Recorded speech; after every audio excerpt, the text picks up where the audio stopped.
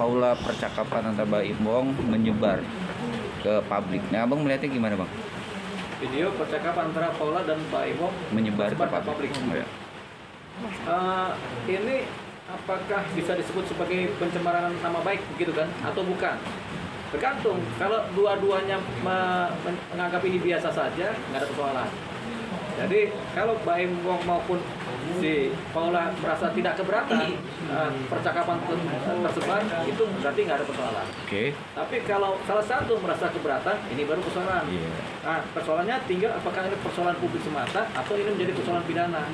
Tergantung lagi. Kalau si yang keberatan ini melaporkan ke kepolisian, terjadi pencemaran nama baik karena privatisasi terbuka ke publik mengenai kemudian yang bisa diduga mencemarkan salah satu pihak ini, dia lapor polisi, baru ini menjadi persoalan hukum. Oke, Bang, ini kan pertanyaan kan soal keputusan kemarin itu dengan kata perselingkuhan, aib, dan juga ada istri yang durhaka. Ya. Dan poin itu kan kata aib masuk, Bang, dengan video yang nyebar itu. Gimana, Bang? Ya, kalau kemudian kita bisa timbang-timbang secara umum ya. Sebenarnya ini agak mencemarkan si Paula kan, begitu. Tapi kalau Paula nggak melaporkan kan berarti bukan menjadi persoalan hukum karena ini kan delik aduan. Si Paula yang melaporkan. Kalau dia nggak melaporkan bukan persoalan hukum. Tapi kalau dia melaporkan ini menjadi ranah pidana dan keberatan, ini menjadi persoalan hukum. Tapi kalau dia laporannya ke Dewan Pers, ini untuk menjadi persoalan pers di mana ada hak jawab, begitu. Jadi ada persoalan hukum, ada persoalan publisistik dunia pers gitu. Undang-undang pers kan, ada undang-undang hukum yang sifatnya pidana pers. Nah, sekarang kita lihat Paula melaporkan kemana ini? Oh, dia melaporkan ke Dewan Pers.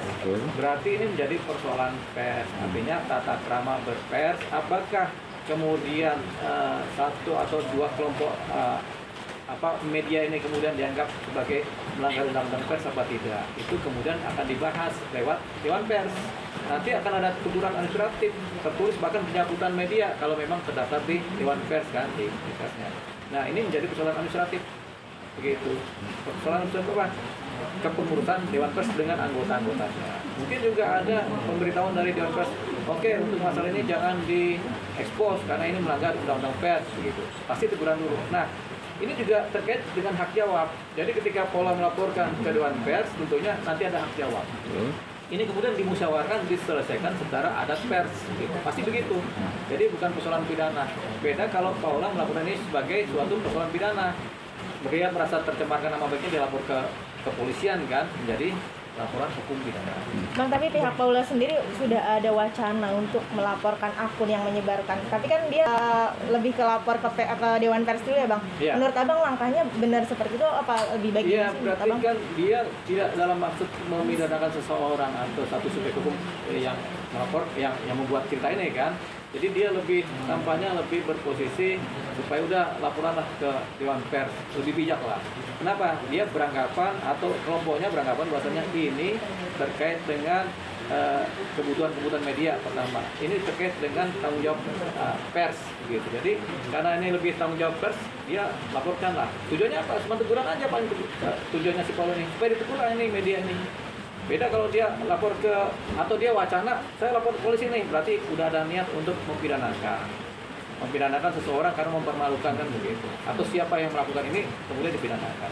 Tapi tampaknya belum ke sana. Sepanjang dia belum bikin laporan polisi, kita beranggapan atau sekarang sepanjang dia baru lapor ke Dewan Pers, berarti dia hanya minta supaya ini ditegur secara administratif oleh Dewan Pers. Itu aja paling. Bang, terbaru kan Paula sendiri mengadukan Mbak Imo atas kekerasan gender ya, Bang ya. Tapi ke Komnas Perempuan. Menurut Abang langkahnya lebih baik ke Komnas Perempuan atau langsung pidana sih, Bang? Sebenarnya ke Komnas Perempuan itu tujuannya untuk menceritakan banyak hal lewat curhatan. Kemudian akan dijawab oleh Komnas HAM dengan posisi-posisi mana sebaiknya dilakukan. Jadi ketika Paula melaporkan ke Komnas HAM, ini masih sifatnya non litigasi. Ini sifatnya masih bukan posisi hukum, masih sifatnya curhat dan minta tanggapan karena sepanjang masanya Komnas Perempuan ini hanya untuk memberikan masukan-masukan kepada orang yang jadi korban, mendampingi, melindungi dan memberikan cerita tentang hak seorang wanita. Tapi kemudian kalau jadi ini masalah hukum, pasti Komnas HAM kalau melihat ini memang ada posisi hukum pidananya, dia akan menyarankan supaya seorang Paula melaporkan ke kepolisian. Dalam artian berarti baru konsultasi ya kalau ke Komnas Perempuan istilahnya kayak gitu, Bang? Bukan konsultasi juga, konsultasi pertama iya, kemudian ya, memberikan cerita juga iya, kemudian mendapatkan masukan-masukan dari Komnas Perempuan. Apa sih langkah terbaik yang harus dilakukan oleh saya sebagai pelapor seorang wanita kan gitu kan. Nah, kalau kemudian ada temuan-temuan dari pihak Komnas Perempuan bahwasanya memang ada dugaan KDRT, setelah lihat gambar-gambar bukti-bukti memang ada kekerasan baik seksual maupun kekerasan psikis atau kekerasan fisik kepada seorang wanita, Komnas Perempuan akan memberikan rekomendasi kepada siapa? Kepada sekolah untuk ya udah Anda buatlah laporan kepolisian supaya ini diproses secara pidana karena ini ada dugaan tindak pidana yang dilakukan oleh misalnya seorang Mbak Ipong.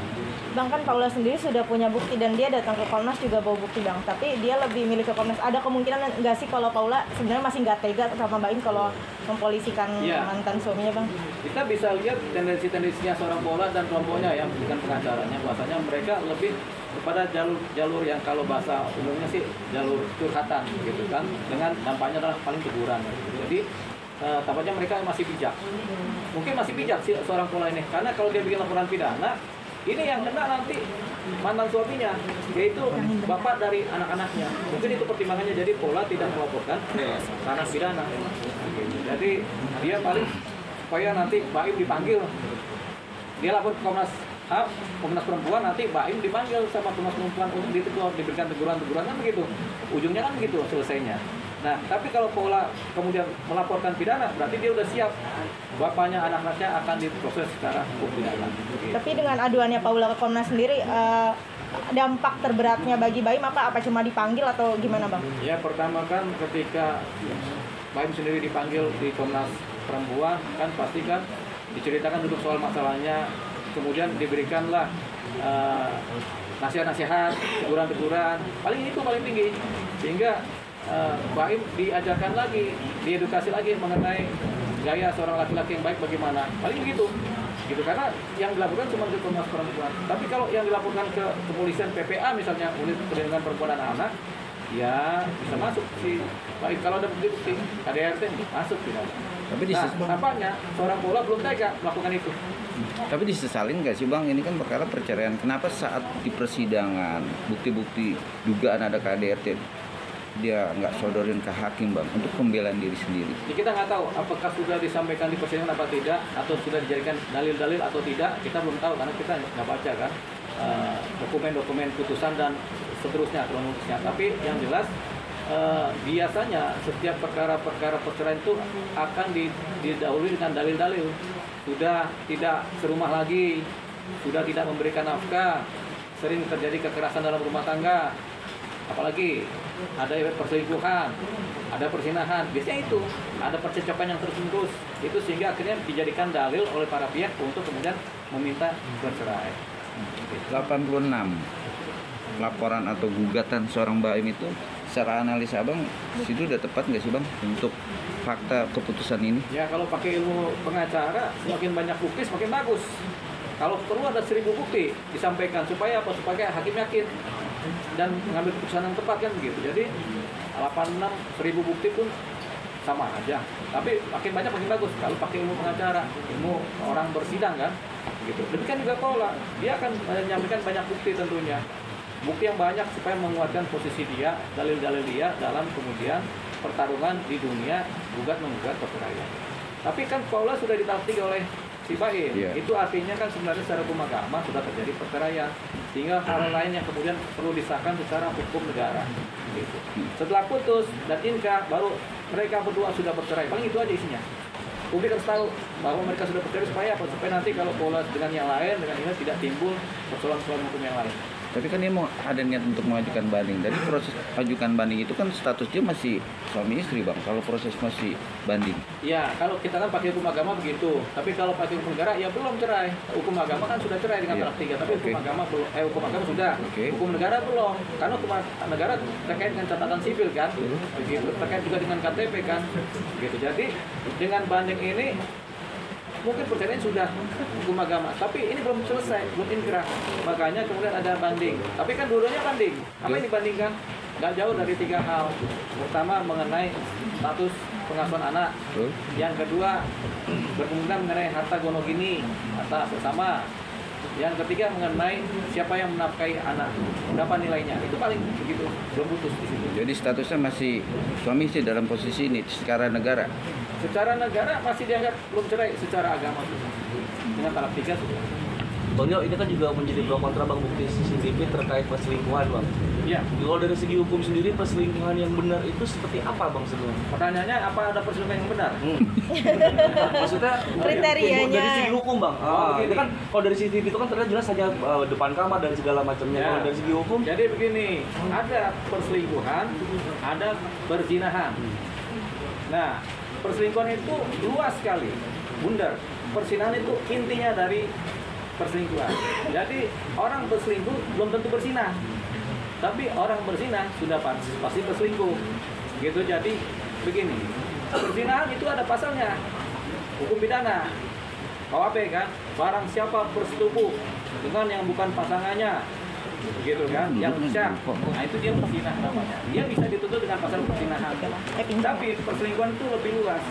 Perselingkuhan itu nggak berzinah pun, tapi kalau hati kita suka sama satu orang yang bukan pasangan kita, sudah bisa dianggap berselingkuh. Atau kita chatting-chatting mesra dengan orang lain yang bukan pasangan kita, itu udah berselingkuh, tapi belum berzina. Karena berzina itu harus dibuktikan persetubuhannya seperti apa, di kamarnya bagaimana, ada nggak noda-nodanya, apakah ada berdak-berdak, siapa saksi di dalam kamar, kemudian apakah mereka tidur bareng, kemudian apakah berpakaian apa tidak, itu penentu terjadinya perzinahan. Karena perzinahan itu intinya adalah persetubuhan dengan yang bukan dengan pasangannya. Nah, kalau perselingkuhan lebih luas, makanya kita bilang orang yang berselingkuh belum tentu dia berzina, tapi orang yang berzina sudah pasti berselingkuh. Karena berselingkuh itu unionnya lebih besar ya, karena ada chatting, ada suka hati, ada kemudian percakapan yang privat, tapi nggak ada perzinahan begitu. Dia lebih luas. Nah, tapi ada juga yang setelah berselingkuh dia berzina, gitu. Jadi inti dari perselingkuhan adalah berzina. Tapi perselingkuhan dalam arti luas sendiri adalah ketika kita berpaling dari cinta kita kepada pasangan kita yang sah menjadi kepada pasangan yang lain.